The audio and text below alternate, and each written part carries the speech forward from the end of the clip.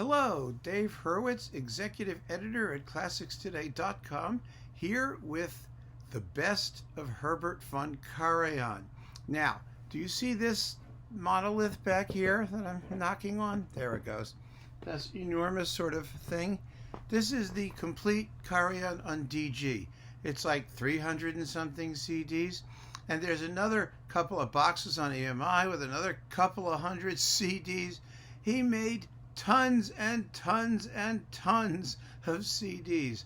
Probably, well, I can't even begin to guess how many albums in his lifetime, and they condensed down on compact discs, but it's a ton of stuff with lots of duplication of repertoire. But you know, the funny thing about Karajan is that some of his best recordings were not those that you might expect. They were not the standard German repertoire, where I don't actually think he was strongest, but also there's been a remarkable consensus about what his best work was. And it all comes down to just a tiny handful of truly distinctive recordings. And for some reason, every so often, rarely, someone at a major label emits an intelligent product. They actually know what it is. And what that means, of course, is that deep down inside of their cold corporate hearts, they actually know what the good stuff is. I find that fascinating because, of course, they can't admit it. They've got to sell everything as though it's all equally wonderful. So what I want to talk to you about is the best of Karajan, and it just so happens that Deutsche Grammophon, maybe accidentally, put a lot of it into two little, very affordable, simple boxes. So you don't have to invest $1,000 in that thing over there. You can just get these two little boxes and you will have a fantastic Karajan collection. The first is this thing. This was a series of 8 CD sets. And they didn't just include Karajan in this. Obviously, there was an Abato set and a Bernstein set and a bunch of other people. But this happens to be a really smart set. So let's look at what it has, shall we? First, you get a Beethoven Ninth. This is his earlier 1963, his first DG Beethoven Ninth. Unfortunately, his best Beethoven Ninth was the 77, but this one is pretty good. I mean, he always did a good Beethoven Ninth. It was a work that he really expended a lot of effort over. The only problem with Karajan and Beethoven Ninth basically is that he hated the chorus. And so, because he couldn't control them and balance them the way he could the orchestra, they always sort of got in the way of his yummy, yummy textures. Karajan, just so you know, my colleague Jed Distler and I always joke about this. There are two kinds of conductors. There are chord guys and line guys. Line guys are people like, Klemperer. They go in for counterpoint. They like lean, clean textures. Chord guys are vertical. They think in terms of yummy sonority and richness of texture. Ormandy was a chord guy.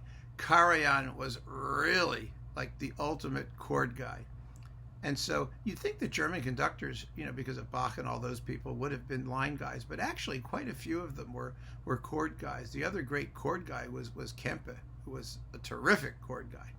Anyway, so now that we've gotten that out of the way, that's why Karajan's Beethoven Ninth, I think, usually minimizes the role of the chorus in the finale. But it's a very, very fine Beethoven Ninth. But now look at the rest of the stuff. You get his Honegger disc, Symphonies number 2 and 3. That is one of the all-time great, if not the greatest Honegger discs ever made.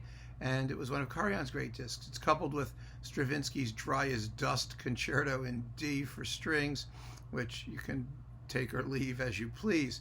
Then you get the live Mahler Ninth, which is unquestionably one of the great Mahler Ninths, and by far the better of the two that Karajan did. And it doesn't contain that fabulous mistake in the scherzo where everybody gets lost and he has to slow down because the E-flat clarinet comes in early and wait for them to catch up. And I mean, that is its own amusing moment, but for all the wrong reasons. Then you get his Prokofiev Classical Symphony and Fifth Symphony. Again, that Prokofiev Fifth, a reference version if ever there was one. The only thing that's not in here that I wish they'd also thrown in was one of his Shostakovich Tenths, which were also great. I mean, fantastic performances, but that's okay. It's a good example of him at his absolutely best in a Russian work that you wouldn't think he would have done otherwise. Then you get Sibelius, Symphonies 5, 6, and the Swan of Twinella. Great recordings, both. He was a dedicated Sibelian throughout his career, and these probably are his two best recordings of Sibelius, at least as far as the symphonies go. Karajan was a superb Straussian, one of the great Straussians ever, Richard Strauss, and you get his classic Also sprach Zarathustra, Till Eulenspiegel, Don Juan, and the Dance of the Seven Veils. All magnificent performances, a fabulously well-filled disc. And finally, you get him at his light, happy phase. Now, I don't think he ever had really a light, happy phase, but he did make a disc of opera intermezzi. In fact, he did it twice, but this being Karajan. But this is the DG one, and it's wonderful, wonderful opera interludes and intermezzi. Cilea, Giordano, Leoncavallo, Mascagni, Massenet, Mussorgsky, Puccini, Schmidt, Verdi, and Wolf Ferrari. Wow. Just a schmooze fest. It's terrific.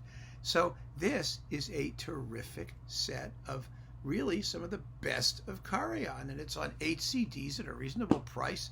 You can't go wrong. The only thing it's missing, is the Second Viennese School recordings, which were also some of the best of Karajan. But those are right here in this 3-disc set. This is one of these DG threefers. And here you get the Berg, Schoenberg, Webern recordings, which are equally splendid. And you can get all those in a handy package. Look at that. So that's 11 discs out of thousands of them, which really give you the best of Karajan as an artist. And it's as simple and inexpensive as that. If you can find these things, if they're still in print, it's always an if, in today's market. But, by all means, get some Karajan, because he was a great, great conductor. You might say probably some of his best work, certainly a lot of his best work, was in the opera house. But these are tremendous performances, and, it'll save you a lot of time and trouble. So keep on listening, folks. All the best.